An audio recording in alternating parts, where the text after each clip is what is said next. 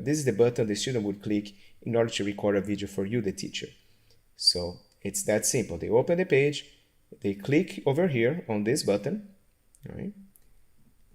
And it starts recording already. So the student is recording and saying, "Hi teacher, I hope you're doing great.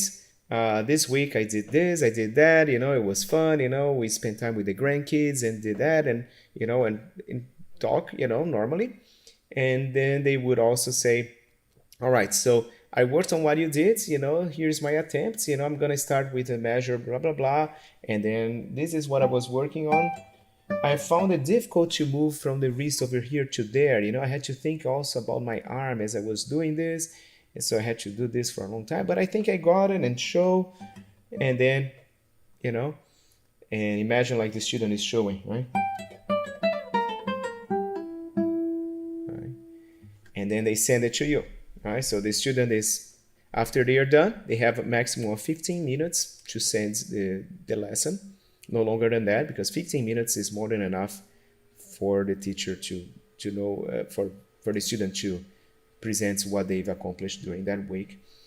Most of my lessons are actually very short, are like 3 minutes, 2 minutes, sometimes 5 minutes, sometimes a little longer, sometimes 8 minutes. Depends on what the students were working on, how easy, how hard it was for them, and things like that, right? So it's gonna vary, but maximum recording time is 15 minutes. When they press uploads, it's going to prepare the uploads. It's going to upload the video, so the student is seeing that the video is being uploaded like this, like you guys are seeing. And it's going to also notify the teacher by email saying that the student sends them the video automatically, and it's going to show that message that was sent successfully. All right?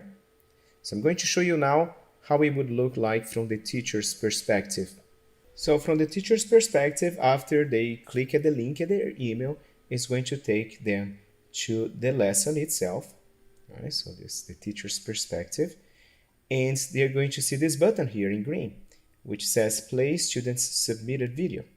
So when the teachers press that button, the student's video is going to appear right here. Right? It starts recording already. So they can make it larger, full screen. Right? They can make it faster, slower by using the keyboard arrows. Right? Look at that 1.x there. Is how it's going to change. 1.2, 1.3. Right? So this is 1.5 speed. So if they wanted to see something that is a little shorter, a little